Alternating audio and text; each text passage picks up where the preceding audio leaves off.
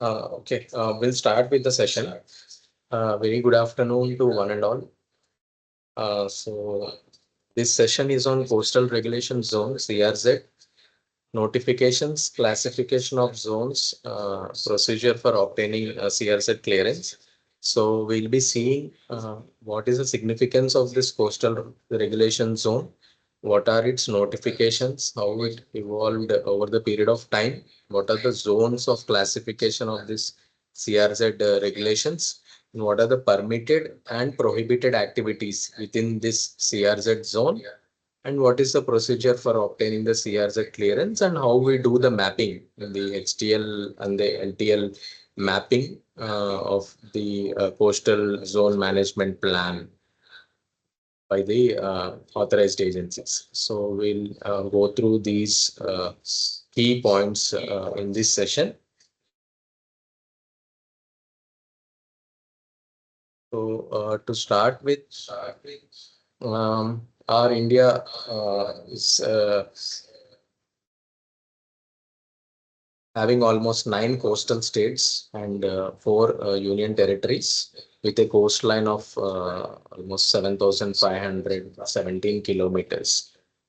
And since it is ranking 20th in the world among the countries with the longest coastline, so there is an significant role in conserving and protecting our coastline.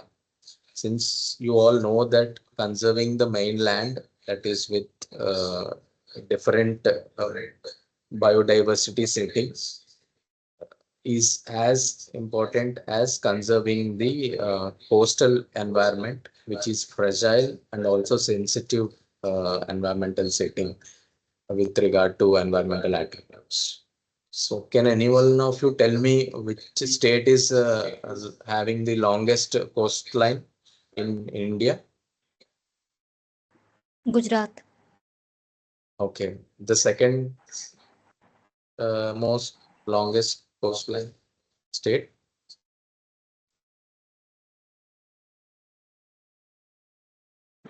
Tamil Nadu. Okay, fine.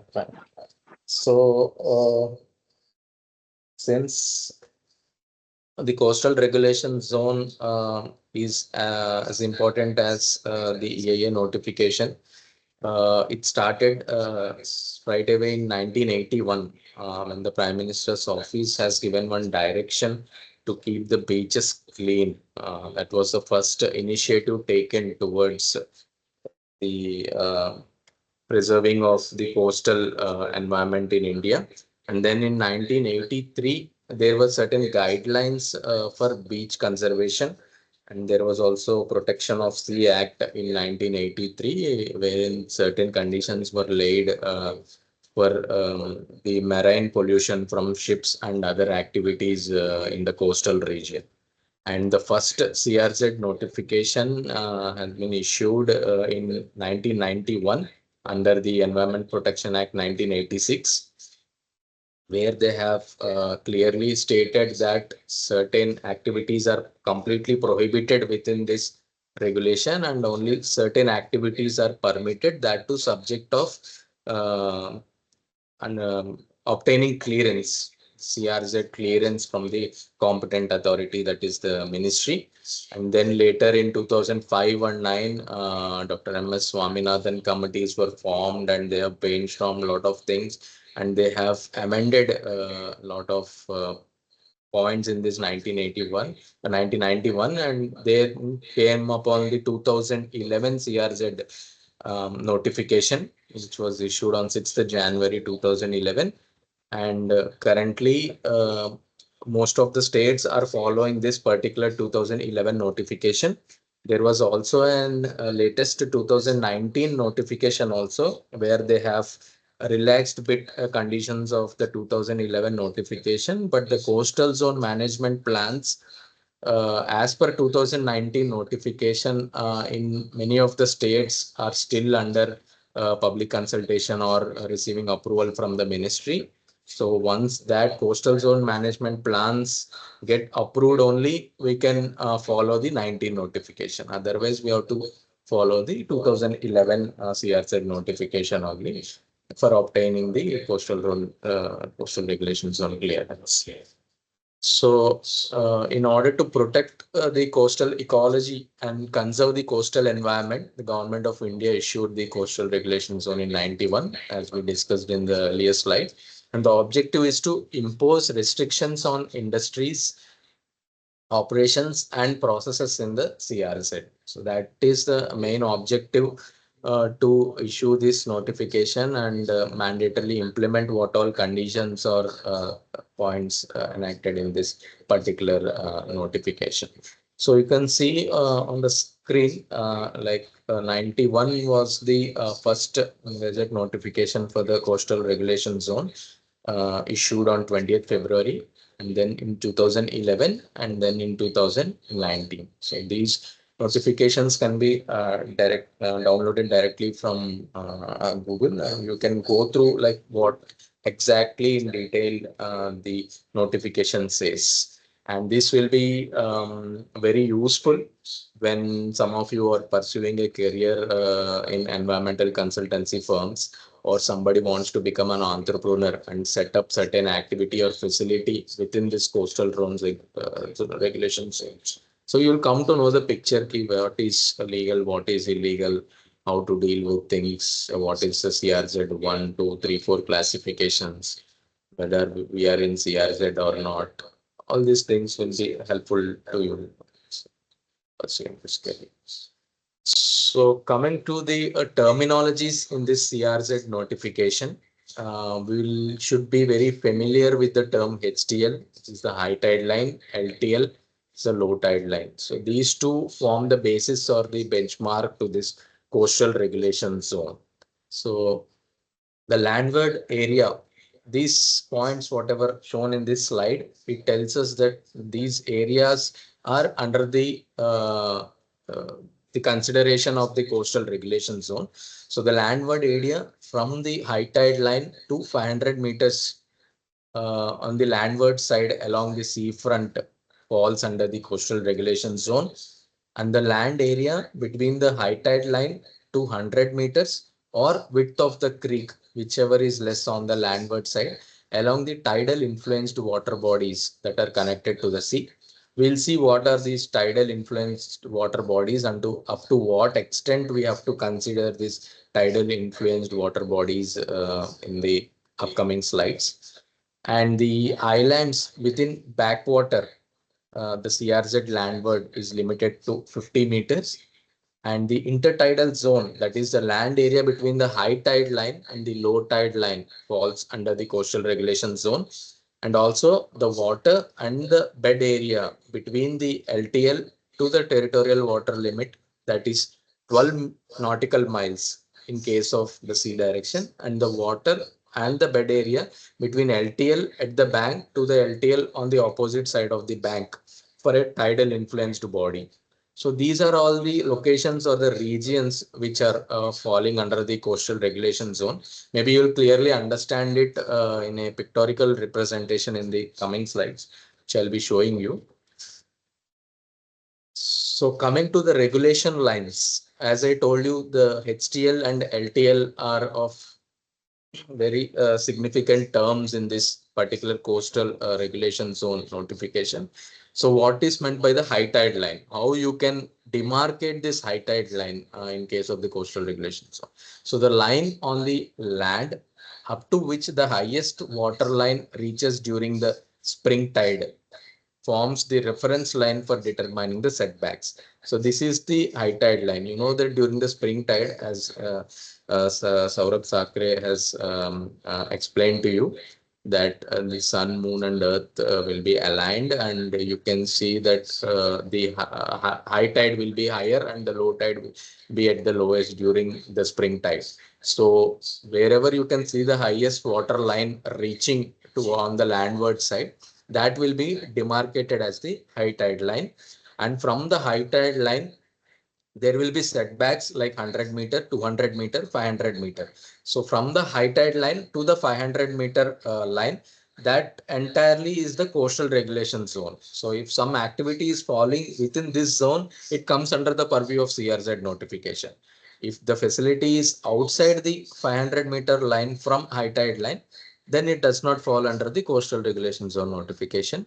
And the LTL and the territorial limit, that's a 12 nautical miles towards the sea, forms the setback for the low tide line. And the tidal influence, like I said to you, the distance up to which CRZ is applicable upstream of estuaries, creeks, backwaters, and lagoons depends on the extent of tidal influence. So all these estuaries, creeks, backwaters, no, they will be having the tidal influence until certain point of extent, and we have to consider the coastal regulation zone to be applicable to these water bodies also, where the salinity is 5 parts per trillion ppt or more of that particular body is considered to be influenced by tidal action.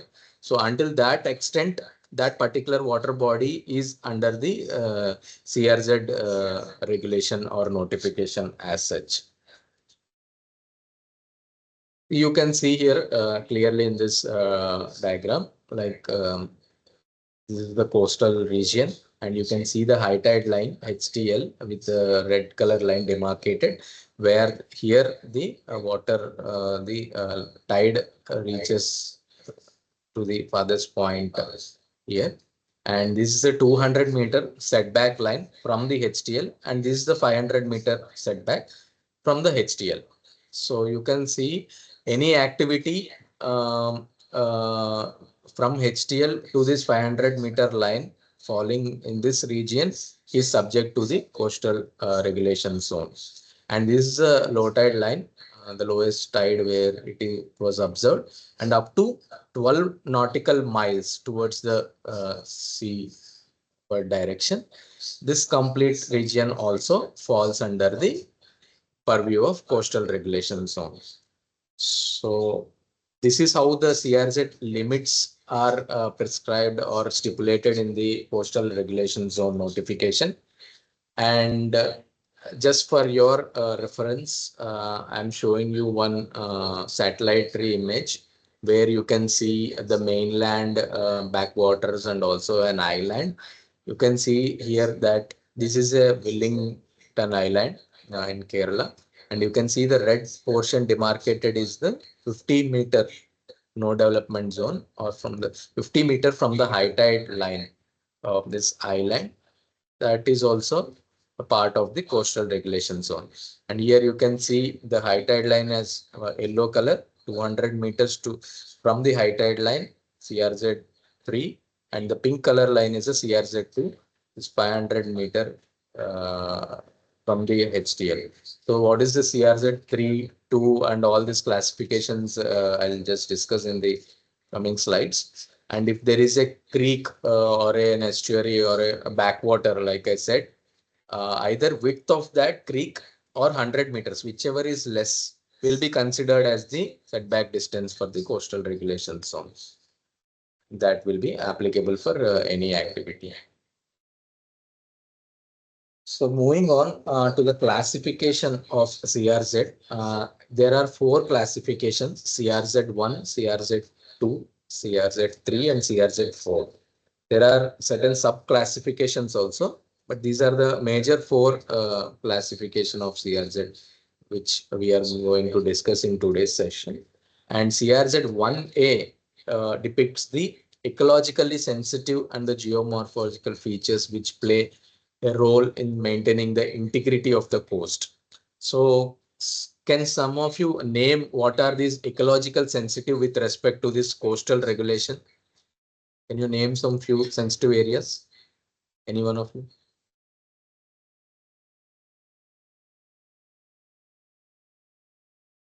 What are the ecologically sensitive areas with respect to coastal regions? And that may be Coton area. Pardon me? Coral reefs, mangroves area. Yes, coral reefs, mangroves. Go on. Any other? Fisher hubs. Maybe some Some?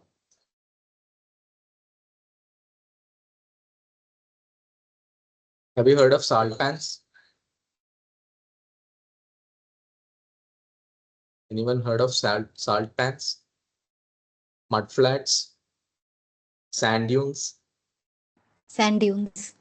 Yeah, these are all ecologically sensitive areas. So of them you can name like this. Mangroves. Mangroves are the utmost sensitive and fragile environments. And they are highly significant not only to the coastal environment or the aquatic environment, but also to the terrestrial environment. Can any of you tell me what is the significance of mangroves in the coastal region? Why they are important and why they need to be conserved?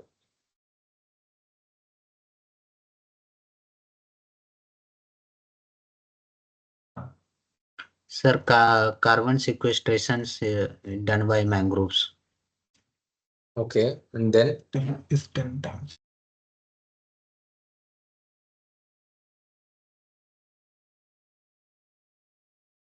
what is the other contribution of mangroves?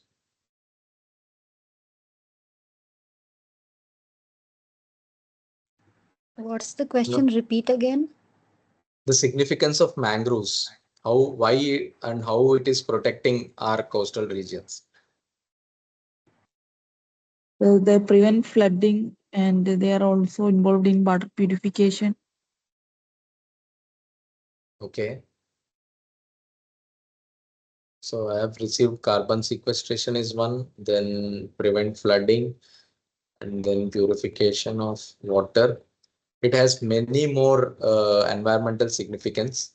And if someone is deteriorating or deforesting these mangroves, it is not a legal thing, and they will be subjected to heavy penalties also. And there should be a buffer of 50 meters along these mangroves. If some project is coming and you're demarcating these mangroves within the project region, a buffer of 50 meters should be mandatory, which should be undisturbed to the project. And if at all some strategic projects which are planned and there is no other location other than a mangroves in particular region to establish such a facility, like some missile launching facility or something related to our defense or national security, they will be giving permission to cut these mangroves, but double the area of whatever they have cut should be compensated at some other location, and whatever the fund required for that will be amounted in the environmental management plan budget to compensate that much mangrove loss for any project. And coral reefs, I said, which will have a different biodiversity. Sand dunes is a sensitive area. Mud flats, which are biologically active. National parks, marine parks. There are marine national parks, sanctuaries, reserve forests also coming in the coastal region, biosphere reserves, salt marshes, yes, and also turtle nesting grounds. These are also important significance in the coastal regulation zone.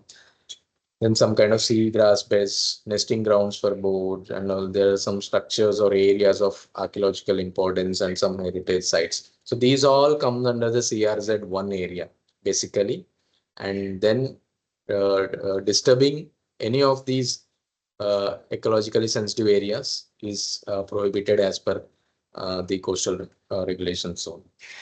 This is 1A. And when you talk about the 1B, CRZ 1B, it consists of the area between the high tide line and the low tide line. Simply HTL and LTL, whatever the area between HTL and LTL is demarcated as CRZ 1B. And only very few specific activities are permitted in this 1B coastal regulation zone. And coming to the CRZ2, the areas that have been developed up to or close to the shoreline.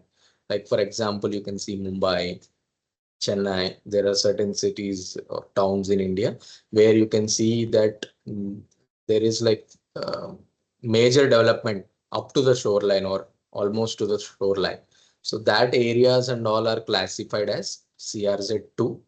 So from the high tide line to 500 meters towards the landward side, it's considered as the coastal under the CRZ notification. Like you can see, there will be an authorized road and landward side. This is the high tide line and sea. So any activity in CRZ 2 should be after this road on the landward side. Between this road and the high tide line also, no activity is permitted in CRZ 2. There should be either an authorized road or an authorized structure which has been established way before the coastal regulation zone notification. And after that road or that structure only, if some activity is falling within the 500 meters region from the high tide line, then that is a permitted activity in CRZ2. Like you see, some buildings or major development is permitted in CRZ2, but subject to these two conditions. And there is no height limit for the buildings. Even skyscrapers are allowed in CRZ2 condition, CRZ2 classification, but it should be after an authorized road or an authorized structure from the high tide line. And coming to the CRZ3, this is typically like a rural area. CRZ2 is like a developed urban area, and CRZ3 is like an undisturbed rural area, and those that do not belong to either CRZ1 or 2, and which include the coastal zone in the rural areas, which is undeveloped or developed, and also areas within municipal limits or in other legally designated urban areas, which are not substantially built up, for is the definition for the CRZ3. And this CRZ3 classification is further subclassified into 3A and 3B, which is just by the population density, where if the population density in that region, CRZ3 region, is more than 2,161 per square kilometer, the population density as per the 2011 census, that is designated as 3A.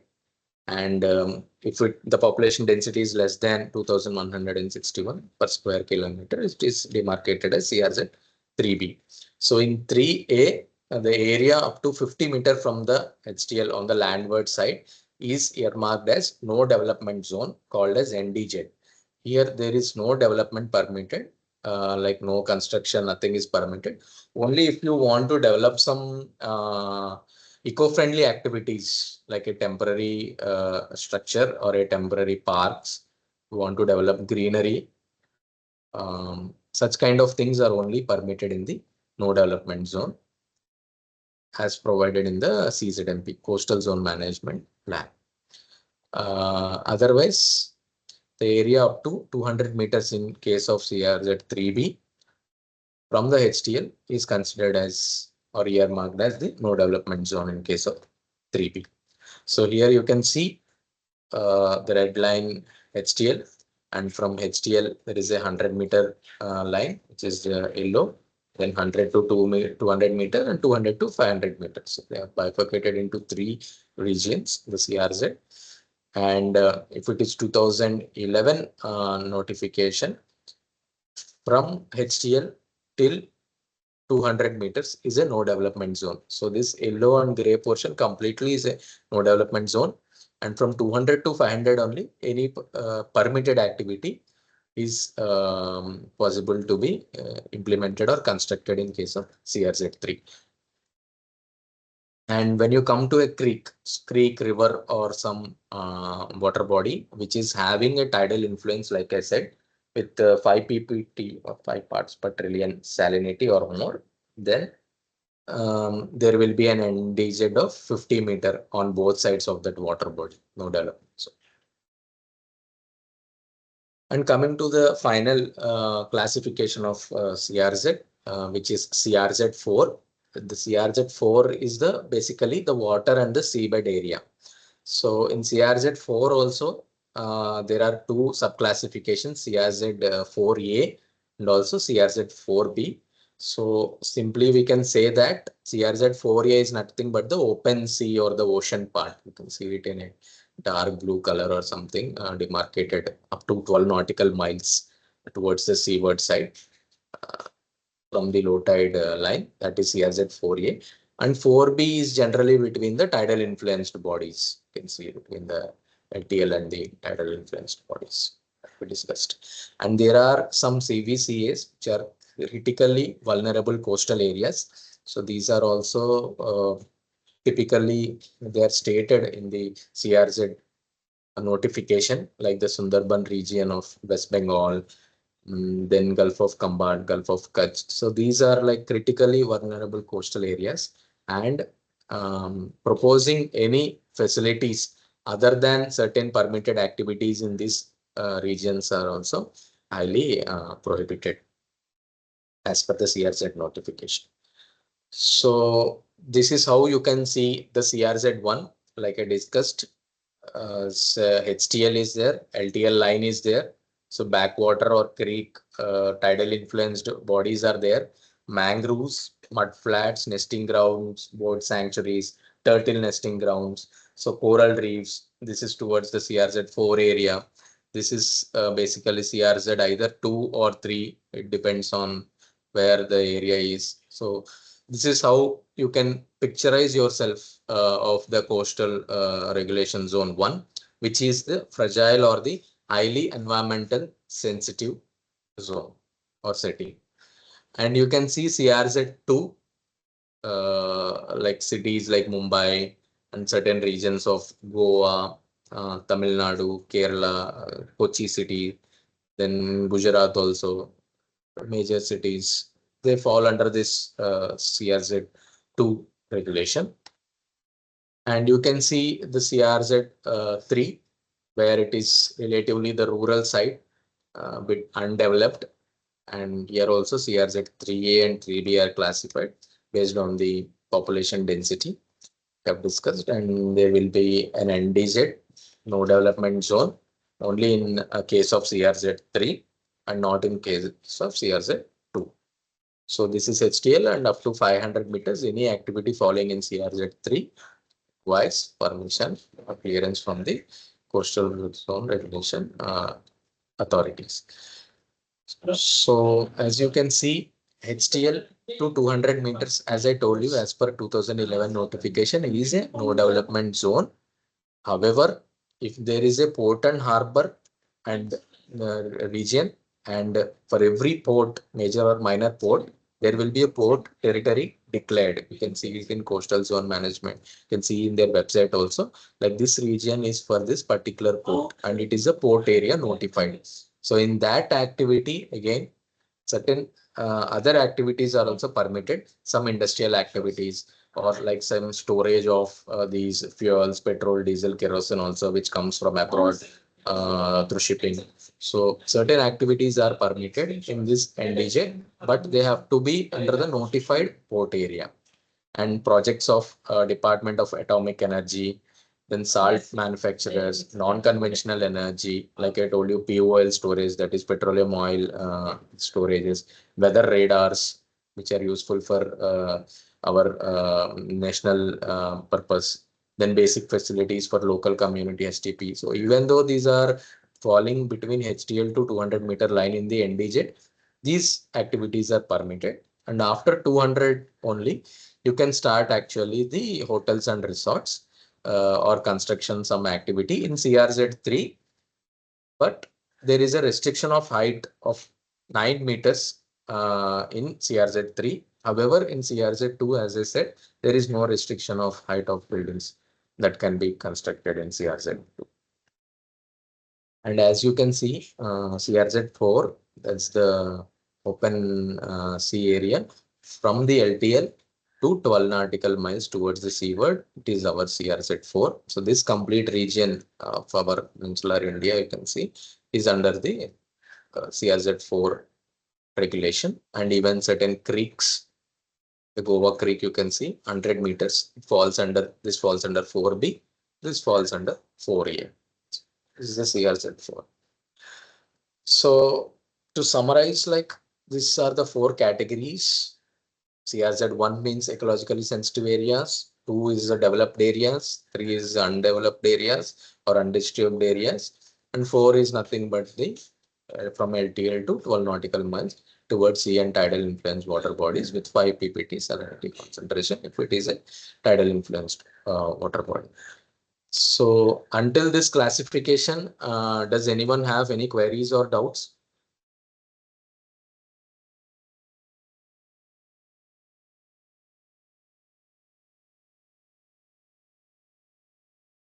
No, sir.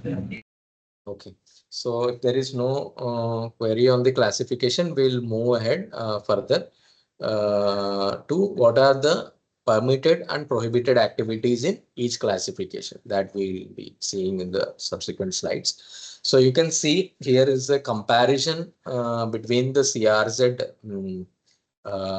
regulation 2011 on the left side and 2019 on the right side. You can clearly see what is the difference. So the major difference is nothing but the CRZ3, where you can find the bifurcation of 3A and 3B based on the census data or the population data, which is missing in 2011 notification. And the no development zone also is only 50 meter in 50 meter in 2019 notification. However, it is 200 meters in CRZ3 of 2011 notification. And the 4 is almost constant. 1B is the intertidal zone. And you can see if there is a mangrove or ecologically sensitive area, which is in dark green color, it has to be given a 50-meter buffer, which should be demarcated as an undisturbed area.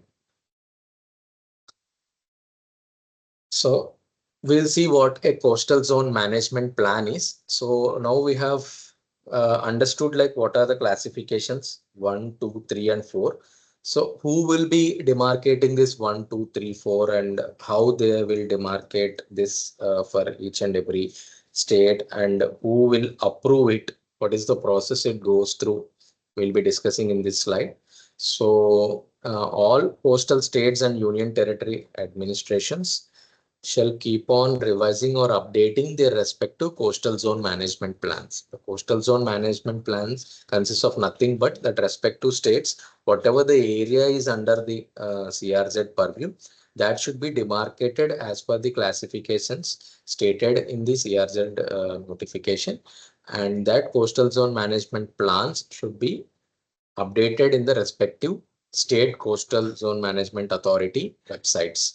So that CZMP may be prepared or updated by the coastal state government or union territory by engaging reputed and experienced scientific institutions or agencies, including National Center for Sustainable Coastal Management, that is the NCSCM of MOFCC, and in consultation with the concerned stakeholders. So the NCSCM has been given the job or the responsibility to prepare all the coastal zone management plans, the CZMP, for all the coastal states and union territories in India as per the guidelines in the notification. And that coastal zone management plans should be called for public hearing for any public concerns or any stakeholder concerns. And then it will be sent to the ministry, MOFCC, for approval. Then only that CZMP becomes approved, and that CZMP maps can be used by the EIA consultants or environmental consultants to take over projects if they are falling within the coastal regulation zone.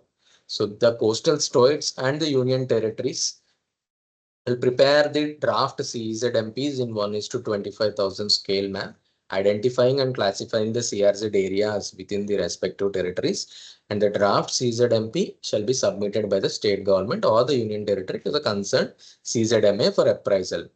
And the MOFCC shall thereafter consider and approve the respective CZMP of concerned state governments or union territory administration. So this is how the CZMPs get approved.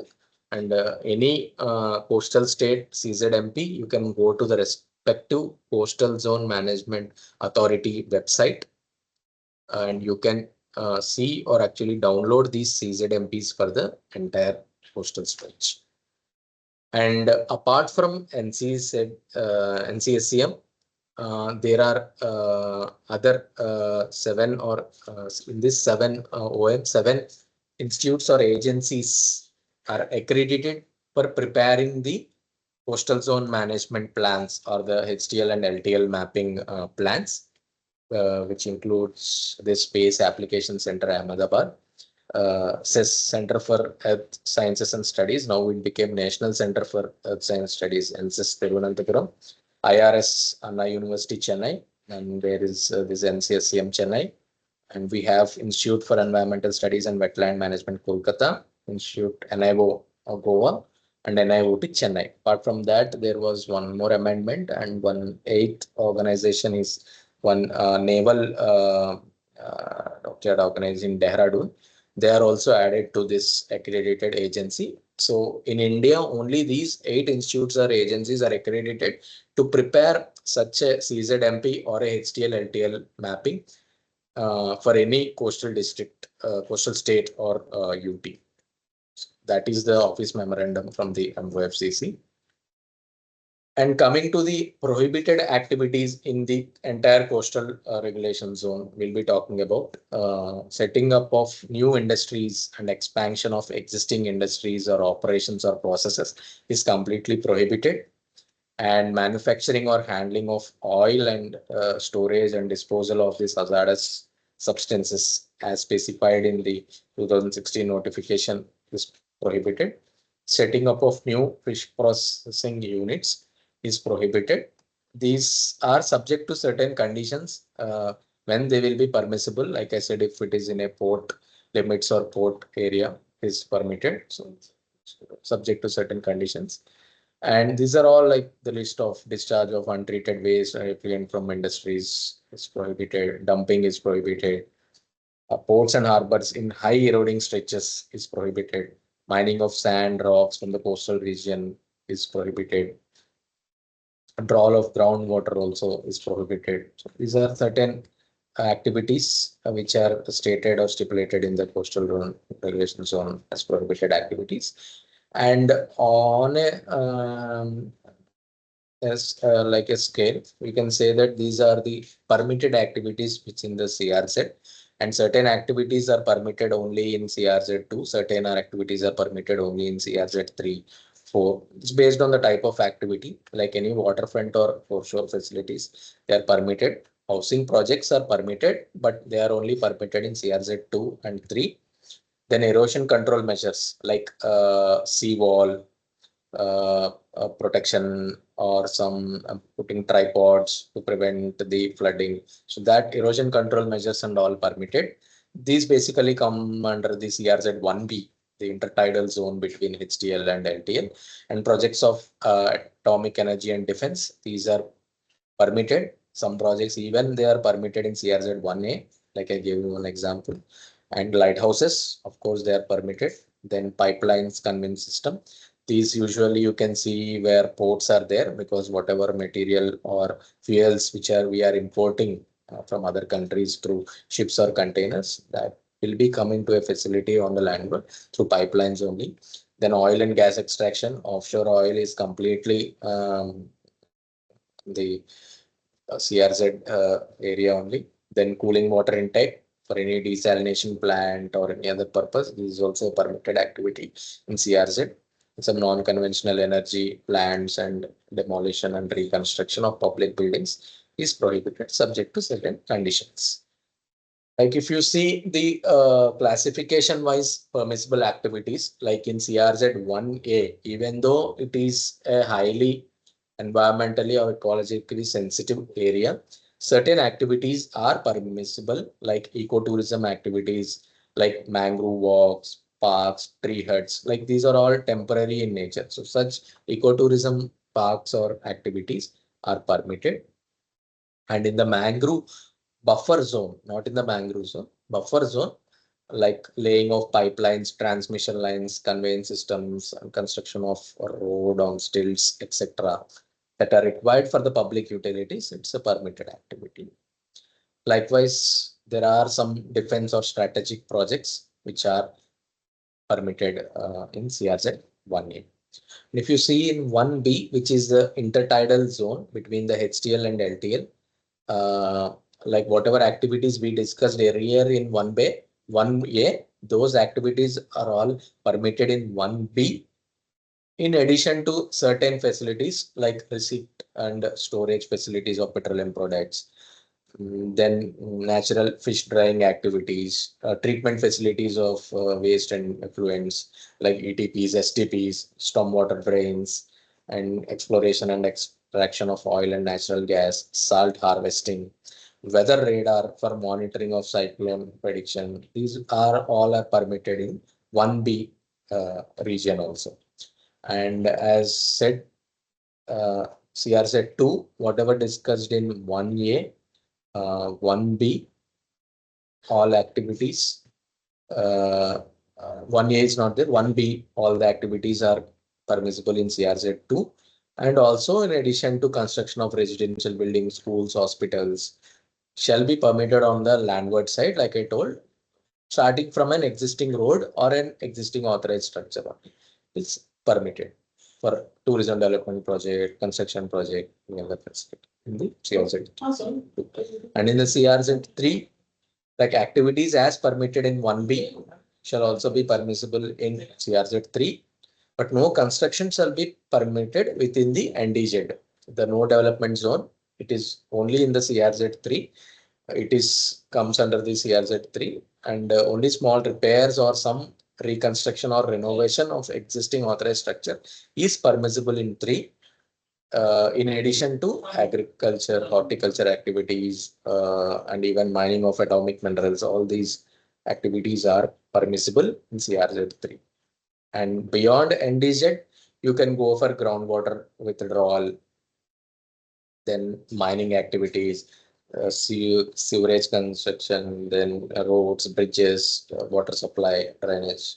All these activities are permitted beyond NDZ.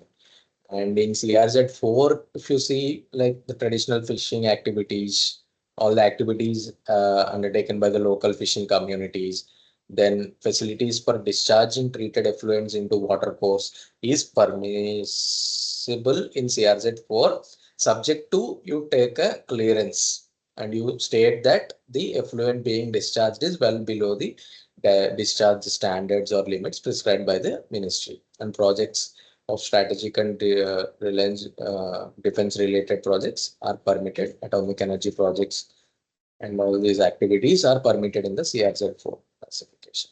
So if you see the flow chart, like what all documents are required for submitting an application to get clearance from the ministry for a facility or a project falling under the coastal regulation zone.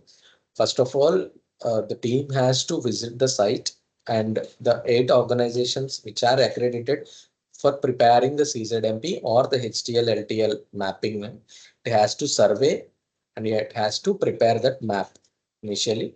And on that map, the project or the activity shall be superimposed to know under what classification or which region of CRZ the activity is falling. And then parallelly, the 3 months baseline data collection, similar to EIA notification and Form 1, all these reports has to be prepared and submitted to the Coastal Zone Management Authority, State Coastal Zone Management Authority, SCZMA, for scrutiny. And we have to make some presentation, and the project will be forwarded to the ministry for final approval. And if all the guidelines are followed, and if it's a permissible activity, the project will be issued CRZ clearance, and then it will be review and monitoring, as I said, for the EIA case also. So these are all the major documents which we require or for the CRZ clearance. Like Form 1 CRZ, we have to prepare EIA report with the 3 months baseline data, disaster management report, and risk assessment report. The CRZ map indicating the HTL and LTL demarcated by the MOF authorized agency. Then the project layout superimposed on the HTL LTL map and the CRZ map covering 7 kilometer radius along the project site. And these are the classifications, so obviously they'll be included, and one NOC from the concerned state pollution control board has to be taken and submitted to the committee of the ministry for the final clearance. So talking about violations, in CRZ also you'll see a lot of violations in the recent past or somewhere here. So this is one such example where was a panchayat called Maradu in Kerala, Kochi city, which is under the coastal regulation zone. But after it came under the city limits, the municipality has given sanction for building these residential apartment or the flats, but they have not taken the concurrence for the CRZ clearance, as this building is right away on the bank of the tidal influenced water body or a creek basically in Kochi city. Is a mere violation of the CRZ notification, and the ministry has issued an OM to demolish such kind of facilities. And in Mumbai also you can see one Seaconch resort which is demolished for violating the CRZ regulations. And for violation of CRZ also, there is a procedure for dealing with certain cases.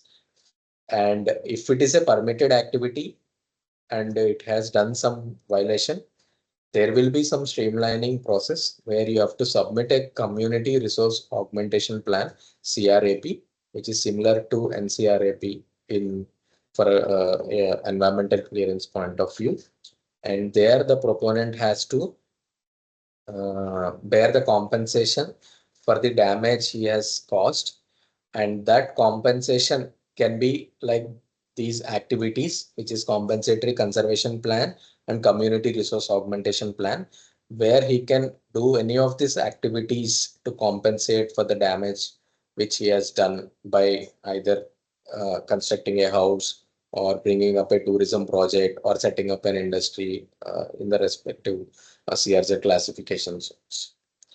So this is how the procedure dealing with violation of CRZ goes. And now, like how they demarcate this HTL and LTL lines, we can see the ICRZ is nothing but the island coastal regulation zone. It will put difficult from the mainland or the coastal states and UTs CRZ. And the NCSCM will have a base layer which is based on the Survey of India OSM grid maps.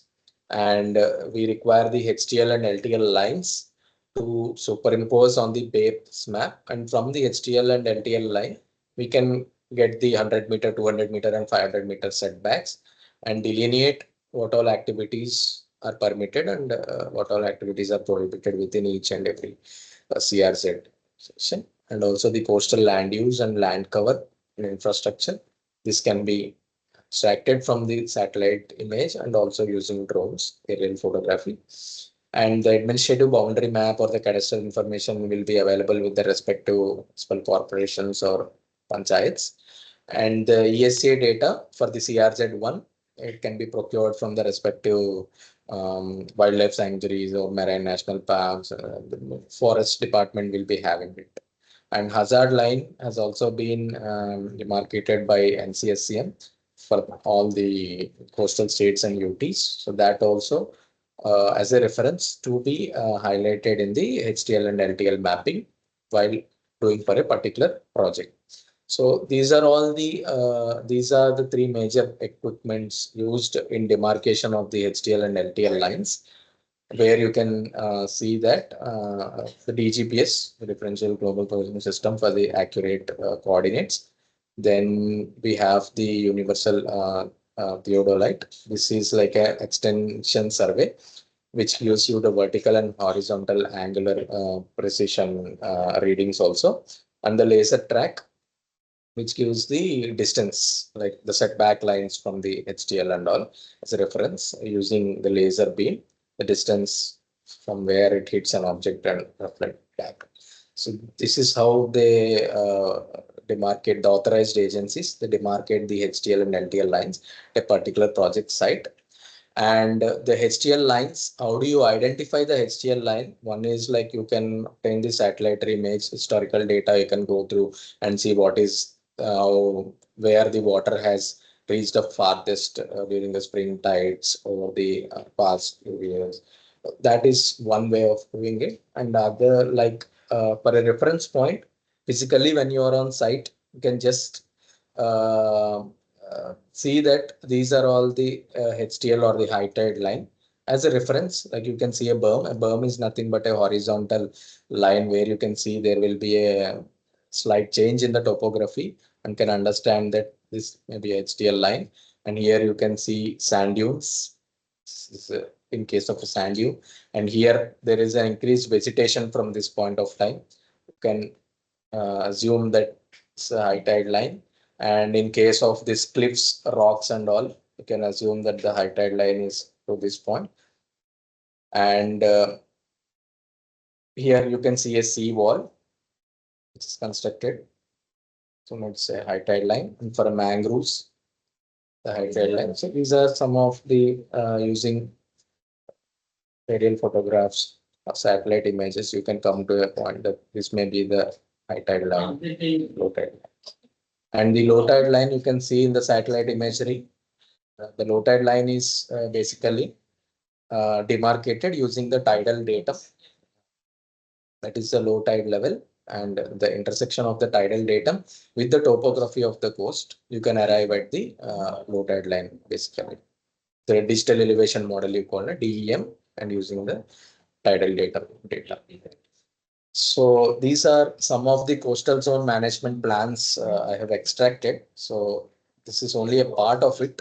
This is actually prepared by NCCM and it has been approved by the ministry. So this you can see clearly the high tide line or the pink color line, which is here demarcated, is the high tide line, and the yellow line is basically the low tide line. You can see, and the intertidal zone, the dotted one is the intertidal CRZ 1B, and this yellow color region is the no development zone, that is high tide line, and this dotted green color line is a 200-meter line. So from here to here it is a CRZ 3 no development zone. And this red color dotted line is a 100-meter setback, green color dotted line is a 200-meter setback. And this sky blue or the light blue line is the 500-meter line. So the coastal regulation zone states that from high tide line to 500-meter towards the landward side, any activity falling between this region, like you can see in this region, is subjected to coastal zone regulation notification. You have to see whether it is permitted or prohibited, and if it is permitted, whether in that classification zone it is permitted or not, what all rules and guidelines it is saying. And here it's only 4A, there is no 4B because there is no presence of any creek or water body or estuary here. So only 4A. On the left hand side you can see that's the complete 4A. And this is an example of how I show the tidal influenced body. You can see the utmost left hand side. This is all CRZ 4A, but this dark blue you can see this is 4B, CRZ 4B. And this all dotted shaded portions is nothing but a mangrove buffer zone. The green color is the CRZ 1A or the mangrove or a turtle whatever a CRZ 1A. And to that 50-meter buffer, what it is given with the dotted shaded region is a mangrove 50-meter buffer. And then you can see the yellow color portion on either side of the water body or the creek, where it falls under CRZ 3 NDZ. The dark yellow is NDZ, and this one is permitted, or the CRZ 3B. And this dots is 1B. Hope you understand this. And here you have the pink color high tide line.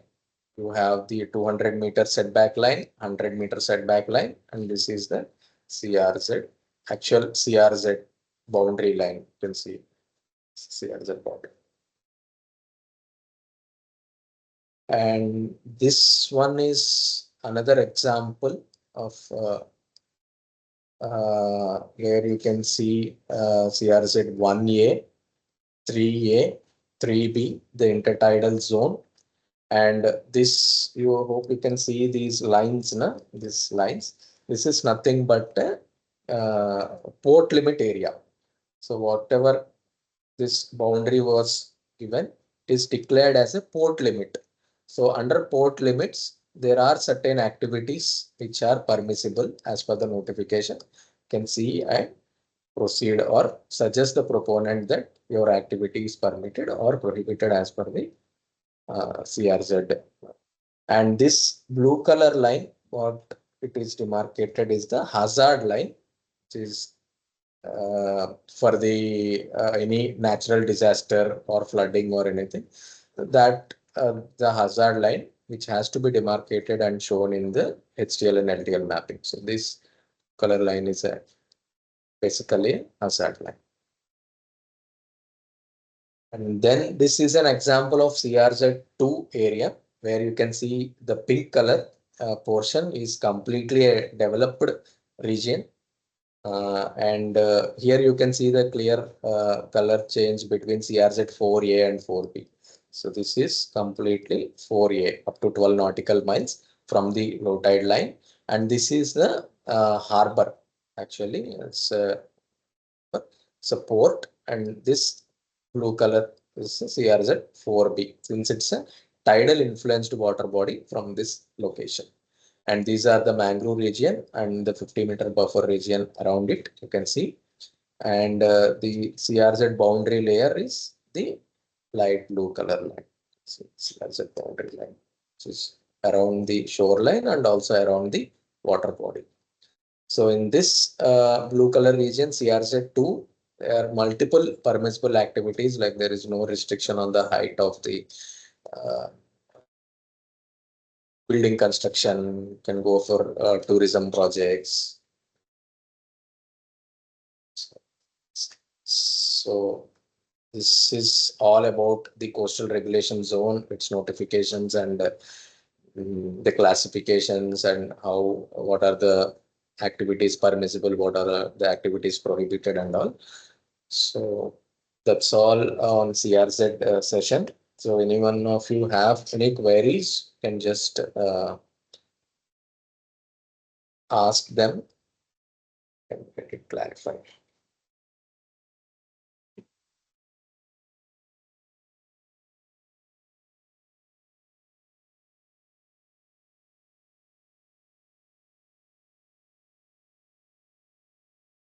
No questions?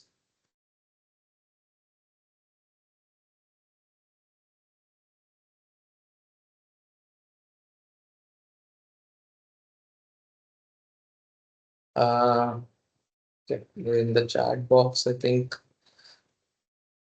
some questions. Russian mangroves and Vietnam cyclone. So we put some light upon exclusive economic zone. Some special economic zones are there, they call SEZs. They may come under the purview of CRZ or they may not come also. It depends on where the area, the respective state government is notifying that it is a special economic zone or exclusive economic zone. If it is coming under the purview of CRZ, then also we have to see the applicability of that particular activity or facility with reference to the zones, whether it is in 2, 3A, 3B or where. And accordingly, we have to suggest the proponent whether it is permitted or prohibited and carry out the activity.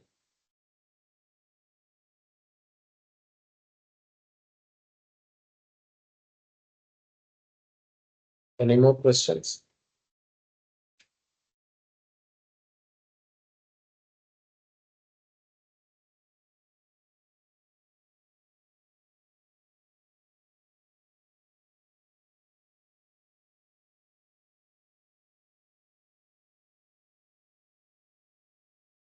So if there are no more questions, we'll start our last session of the day. I'll just 10 to 15 minutes, I'll show you regarding the job opportunities in EIA. And then we would like to hear feedback from you all that how we can improve more this course. And we'll close the session by 3:30 in next 25 to 30 minutes. So I'll start then.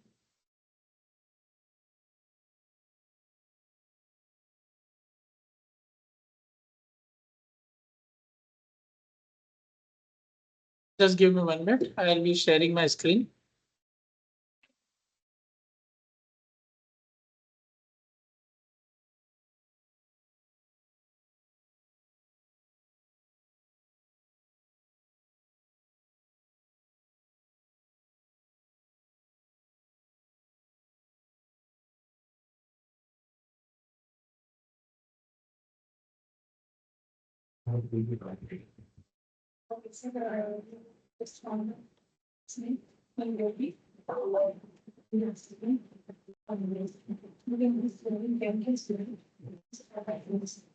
Okay, so my first slide is visible to all.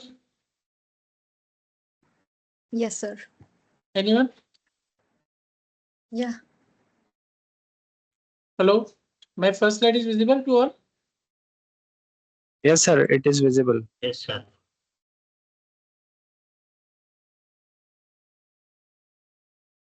Whether you are able to hear me? Any one of the participant? Can you just brief? Yes, sir. Yes, sir, you are audible. Hello?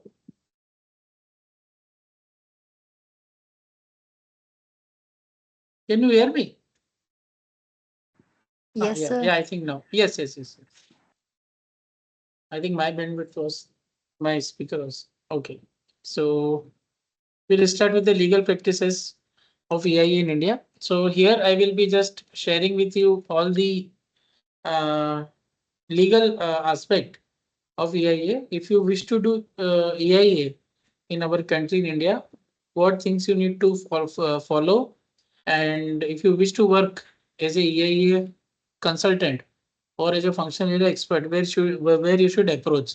So I'll be sharing this with you now, and I'll also provide you the list of consultants who are accredited with Quality Council of India, who are entitled to do the EIA. There you can put an email, and then you can ask for any internship or any project or something. Then you can slowly build your career in the field of EIA. So first thing is that you have to keep in mind that all EIA related things and this environmental impact assessment is mainly governed by Ministry of Environment, Forest and Climate Change, MOF&CC, New Delhi. Okay, there is one impact assessment division also in MOF&CC which solely look into the EIA aspect of the country. Okay, first thing. Second thing is already shared by Shravant on first day, that the till date we are following master notification 2006 for carrying out EIA.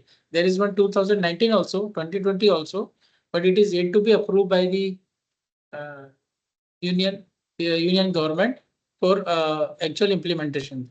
So till date, whatever we are following is EIA notification 2006. So concerned ministry MOF&CC and EIA notification 2006. Now, as per EIA notification 2006, there are categorization of various projects. Like suppose if we are accredited in mining of minerals. So suppose if the area of mine lease is more than 50 hectare, then it is a category E project. And if it is less than 50 hectare, it is category B project. Now it is changed now. This 50 has been made to 100 as per one amendment. So greater than 100 category A projects and less than 100 category B projects. So like that, there is categorization of all the projects in EIA notification 2006. And someone of you was asking me whether how to know whether this project is a small scale EIA or it is a large scale EIA. So that you have to decide on the basis of the category of the project as well as your expertise and your concerns. Also, you have to apply on the task, that whether it should be categorized a large scale project or a a small scale project. Okay, so first notification for EIA was in 1994. And the EIA notification of 2006 superseded all previous notifications. That's why the EIA notification of 2006 is also known as master notification. Okay, this is also known as master notification because it has superseded all previous EIA notifications. Okay, and since 2006, there were various amendments time to time on this EIA notification. Like just now I said that now it is 100. Those kind of amendments are also there in one compendium of Gazette notifications on environmental impact assessment. This is free to download. This image is up to 2021, but one more compendium is there now in 2023. So what all EIA notifications and amendments are there, that compendium is also free to download so that you can know from where it has been started, how it is going and how it is changing. Okay. Now, you can follow EIA notification 2006. You can see the concerned ministerial website. All those things are okay. But if you wish to do EIA, you should be an accredited consultant organization. It is known as ACO. One thing. Second thing, as an individual, as a person, you should be a FAE. FAE is known as functional area expert. Okay, there are various functional area expert which I'll be showing you now. And one person can maximum work in 4 functional areas. Okay, like Shravant is functional area in different 4 areas. I am functional area in different 4 areas, like that. So to carry out the EIA, you need accreditation. Now, accreditation is to be obtained from QCI, that is Quality Council of India, NABET, National Accreditation Board for Education and Training. Okay, and we follow version 3 of QCI scheme. Okay, we follow version 3 of EIA consultant organization scheme. Okay, that you have to keep in mind. And also QCI NABET accreditation is mandatory for institute intends to carry out EIA studies. Okay. Now, when you are doing EIA, you should know what all sectors are there which are given in version 3 which requires EIA. So you see almost 40 sectors are there. I'll not read it out. I'll share the version 3 with you. Starting from mining of minerals, offshore and onshore oil and gas exploration, river valley projects, thermal power plant, to up to common effluent treatment plants, building and construction project, and township and area development projects. So like that, around 40 sectors are there which requires environmental impact assessment for getting environmental clearance from Ministry of Environment, Forest and Climate Change. So if your project is falling in any one of this area, you have to mandatorily do the EIA based on its category of the project. Now, with this thing, that being said, what are the job prospects or essential qualifications required for different components of EIA? That we will see now one by one. So first functional area is land use. There are 12 such areas. First is land use. So you should have a basic degree in civil engineering or physical planning or architecture, town planning, environmental planning or environmental engineering, or you should have science related subjects in your course in BSc, NSc like geoinformatics or remote sensing or GIS. Or other than those, if you have postgraduate degree in science but having a experience in this field, then also you can apply. Second one is air pollution monitoring, prevention and control. For that, you should have a basic qualification in either environmental, chemical, mechanical, civil, mining or chemical technology, or you should have postgraduate in science subjects like environmental science, environmental management or environmental studies and so on. The third functional area is meteorology, air quality modeling and prediction. In this, you should have basic degree either in environmental, civil or chemical, or you should have postgraduate again in meteorology or environmental sciences, environmental management, environmental studies, or industrial pollution control. Sometimes you may have degree in physics, chemistry, math, but if you have experience in this field, then also you are eligible to apply. Fourth one is water pollution, prevention and control. Here also basic degree is environmental, chemical, civil or mechanical, and other science subjects like public health, environmental sciences, natural resource management, biotechnology, toxicology, and so on. Fifth one is ecology and biodiversity. So in this case, you should have a master degree in zoology, botany, forestry, environmental science, ecology, and natural resource management, ecology and environment, ecology and biodiversity, and geography, and likewise. I know some of the candidates from this course are from zoology. And then comes noise and vibrations. So in that case, since it's noise and vibration, you should have degree in mining, mechanical, electrical or instrumentation, or civil or environmental and aeronautical. Similarly, if not that, then you can, if you have postgraduate degree in acoustics or environmental sciences, environmental management, environmental studies, then also you can apply for this sector. Second one is socioeconomic. So here actually you should have a specialized degree either in social welfare, sociology, political science, psychology, geography, anthropology, and the similar subjects like MBA in rural management or any other social science related subject. Okay. Then hydrology, groundwater, and water conservation. So of course, in this you should have civil or mining, mechanical or hydraulic engineering, as well as if you have postgraduate degree in geology or geography, then also you are eligible to apply. This was for hydrogeology. Then there is one core geology also, in which either you should be a mining engineer or a earth resource engineer. Or if you are a postgraduate in geology, applied geology, then also you are eligible to apply. And the 10th one is soil conservation. Okay, here you should have degree in either agriculture or civil engineering, or post-graduation degree in agricultural science, soil science, or sciences or forestry. The next one is risk assessment and hazard management, in which Shravanti is also a function area expert. So for that, you should have chemical or mechanical engineering, fire engineering, chemical technology, and so on. Likewise, some master's degree in toxicology, chemical technology, or a PG diploma, that also will work. Anyway, I'll be sharing this with you today. And the last one is solid and hazardous waste management, in which you should have basic degree in chemical, civil or environmental, or mining. Okay, or you should have postgraduate degree in chemical technology or chemistry. In this also, this particular function area divided in three parts.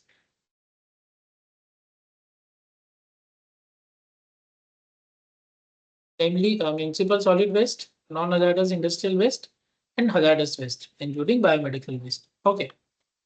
Now, these are the basic qualification which you should obtain before applying to a function area expert with a organization.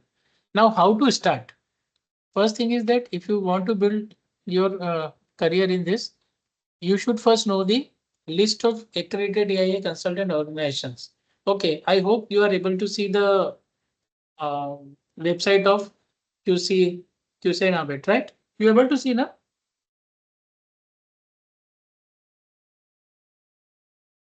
Anyone? Yes, sir. Yes, sir. Yeah. Okay. So now here, if you go one by one, there are all the 161 consultants are given.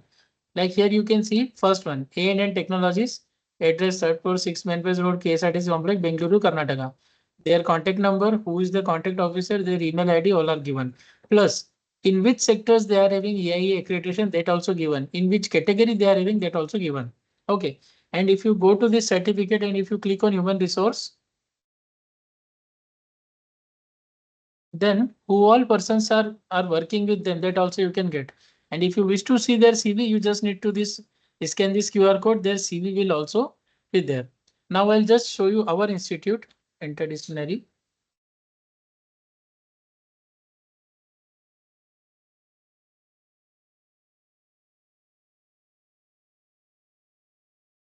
Wait.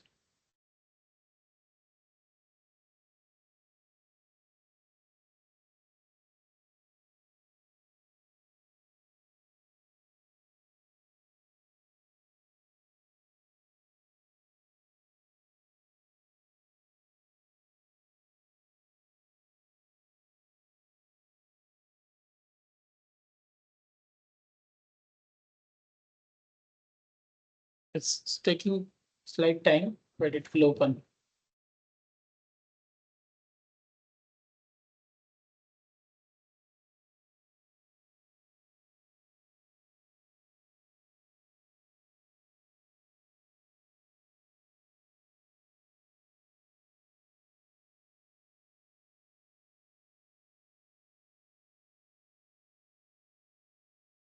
Yeah, so I'll try to see that here.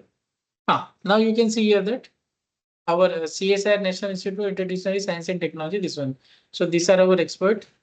Abdul Alim sir is also scientist, then also scientist, then My name will be, yeah, my name is here. I am functional area in 4 areas. WP is water pollution, LU is land use, AQ is air quality modeling, and noise pollution. So I am functional area in 4 areas. First, Shravan will also be there somewhere. Yeah, he will be, I think he will be in the second list. So, like that, now if you scan this QR code, you will be able to see our CV also. So what you have to do is that all consultant names are there, their email ID are there. Here you can see Saurabh@nisrat.aryan and Shravanti, what our email IDs are, along with our senior consultant. So we are accredited in mining of minerals, mineral beneficiation, ports and harbor, building and construction and township in area. So you can put an email to us if you would like to work with us based on internship or project. And then we will see what we can do with you. Every day we received at least 1 or 2 CVs for this kind of thing. And it will work out also eventually. So like that, all 161 consultant list is given. I hope you are able to see I am doing it. So if you wish to do job near your house or in your state, you can see accordingly, or otherwise you can start working remotely also. Some people some people encourage remote working also. They will give you some job and you have to do it and you have to reply them back. Okay, so you can see now it is 223. Okay, in 223 consultants are there in whole country. So if you send 223 email, at least 1 or 2 reply you will get for sure. Working. Okay. And they are covering all the accreditation sectors. You can see here slowly. Some are having in 10 sectors, some are having in 4 sectors. Okay, some are having in single sector. Fortunately, we are having in 5 sectors. Okay. So like that, you can start working in the field of EIA.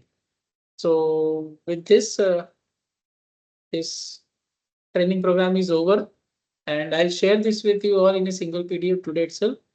Now, I would like to hear from you all, and at the same time, I want I request all of you to please switch on your video so I can also see you, because you are seeing me only from last 4 or 5 days.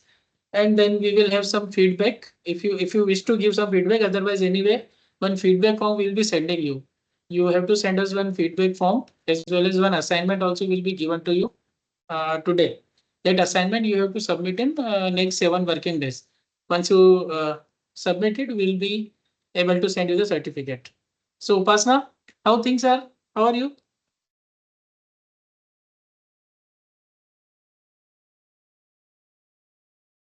No voice. A lot of knowledge gain here. Yes. Now I am able to see. Okay. All other also, if you can just switch on your video so that I can take some screenshots. Then you can see Facebook page of CSRNIS. You all will be there in some days. All other, can you please on your video? Yeah, great. Nimmi is on. Surya Prakash is there. Upasana is there. Ripudaman Srivastav is also there. हाँ रिपुदमन अरे switch on करो प्रार्थना is also their office में हो लगता है तुम yeah okay good so I would sincerely would like to hear from you all regarding the feedback of the course. Okay, like if you can give us some constructive feedback as well as if even if some criticism is also there, I'm open to that, because this is the 5th time and we have improved a lot in last 5 years based on the feedbacks only. So it will be good if you can give us some feedback. Anyone? Nimbi, anything? Yes, sir. First of all, thank you for this opportunity. And one thing I highlight is that it's very helpful to share these recorded videos, especially one of the day, the fourth day, yesterday, I couldn't attend the session for some other reasons. So I want to catch up the missed one. So it is very helpful to sharing these videos. Okay. And entirely the sessions was very helpful and very nice. Especially thank you to sir for this opportunity. Okay, welcome. Pratna?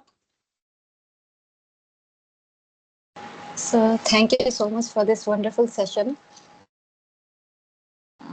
It's pretty much needed I wanted to learn this. As of now, I just have experience of being learner fresher.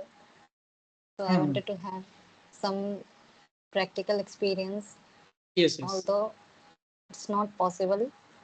Mhm. So Okay. overall, it's a wonderful session. Okay, okay. And you can be in touch with us through WhatsApp group. WhatsApp group will be on for 1 month, more 1 month. You can put as many things as on, and I can also share if some possibilities are there for further benefit to you. Upasna? Yes. Yeah. Thank you for the this session and lot of knowledge gain here. Practical session also. Nice. Mhm. Okay, thank you. Surya Prakash, Yadav? Yes, sir. First of all, very thank you to you and all the guest lecturers who taught us. This training program was very helpful to me because I also done my internship in MOFCC on topics of environmental monitoring on. So this will make me more learn about the how we can use the remote sensing and GIS approach to field work, and that's all. And thank you, sir. Okay, okay. Zulfikar MM?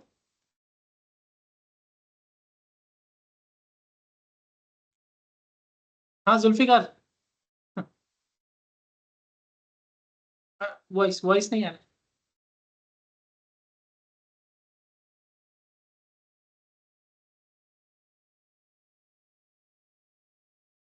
No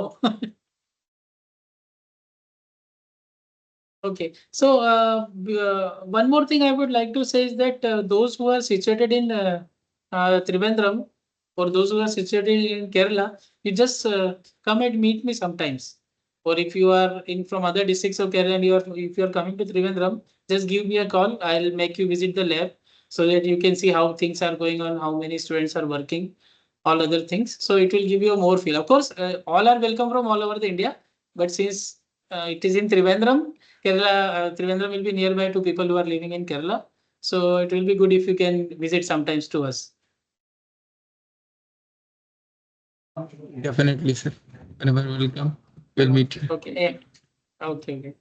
Okay. Ripu Daman, any feedback? Any suggestion? Uh, so that was really a very great session. All 5 days. I could not attend 2 3 days actually. Last 2 days Okay. actually. Okay. But starting 3 days I attended. No, starting 2 days I attended. But that was so good. Okay. I wanted to learn about remote sensing. No? Okay. Because Okay. I just wanted to learn 2 3 things. Remote sensing. Then thereafter EQ. I wanted to learn that modeling part. No? And there are noise trainings. So these are also the some topics, sir. Whenever you find time, please make on those topics. Okay. Also.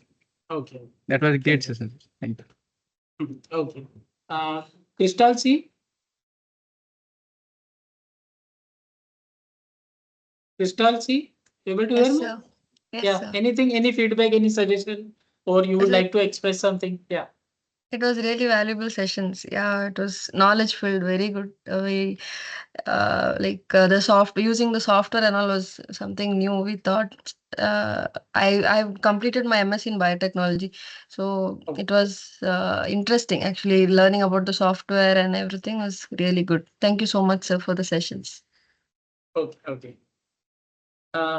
Any other participant would like to give any feedback? Otherwise, we'll declare this session as end. And today itself, you will receive one single PDF of all the things what I have done in last 5 days, along with some additional research papers, some link, and all those things. I have arranged all. Some more things I'll add and I'll send you by today itself, including recording. Only request with folded ends I would like want to make you is that all the research papers are commercial papers. If you go directly on to a website, you have to pay some 40 50 euros, then only you can download. This is exclusive purpose to you. You don't even share to your sister or brother also. Let them earn, let them learn and get to this. Since you have registered, I am giving to you. Okay, all these research papers are a hard work of a lot of time. plus lot of resources and infrastructure from CSIR. So you keep it up to you only. That's my request only. Absolutely, sir. Definitely. Yeah. Okay. So I have one so feedback, sir. Ajay, yes, Ajay, go ahead. Sir, actually, like it was a very short time course. Whatever the people who don't know about remote sensing right now, they able to know about remote sensing. But what I feel like we need a long duration course. Like it should be like Saturday or Sunday. Like each like Okay. it should be a 6 month course. So every Saturday or Sunday.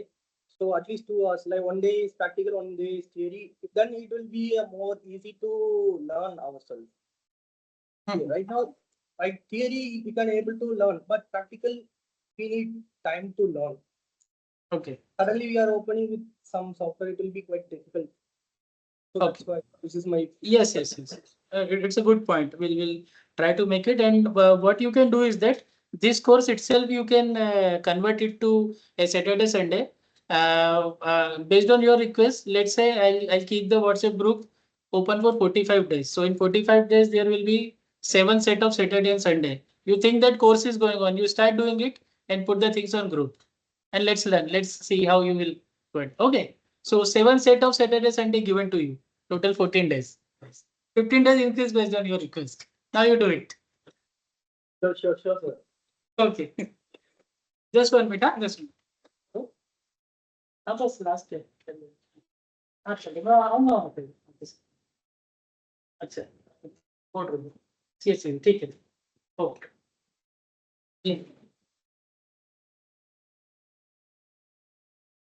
any other person? So anything related to agriculture you are doing right now research? Anything related to agriculture, like agricultural? No, agricultural field. Lot of actually, applications are there. my domain is related to agriculture remote sensing. Okay. So I am doing research with SAR data analysis. So I hope you know about STEC. Then you do one thing. Whatever you have done in this one, first you just get a hands on in this week, and then you download data from USGS and Copernicus. What Anish is saying, and you apply working in that. If you have any doubt, you put on the group. We'll rectify it. Sure. Okay. We'll rectify it. You do it. I'll be very happy if it is converted to some meaningful benefit to you all. Sure, definitely, sir. Yeah.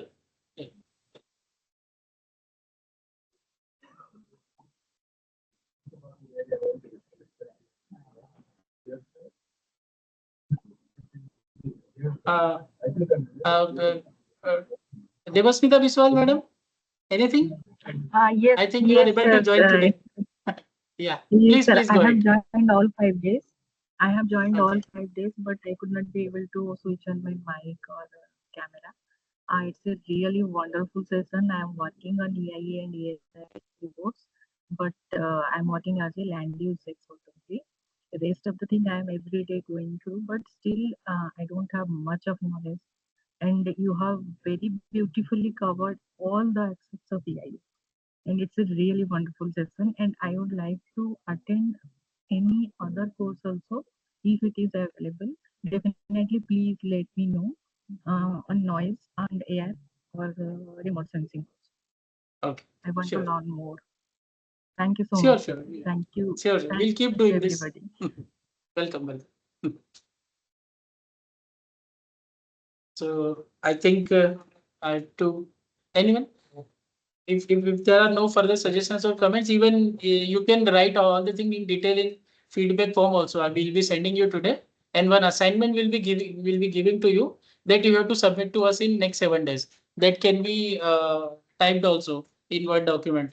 Only when we receive your assignment and feedback form, then only certificate will be sent to you. Okay, so you take the assignment as a learning activity. Any random topics will be given to you so that you can learn about that also. So, okay then, all the best.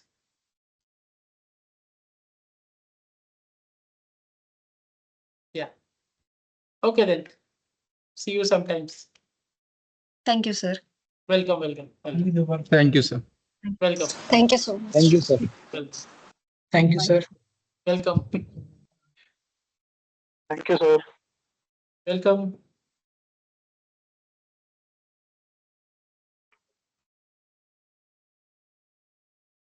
Thank you, sir. Welcome.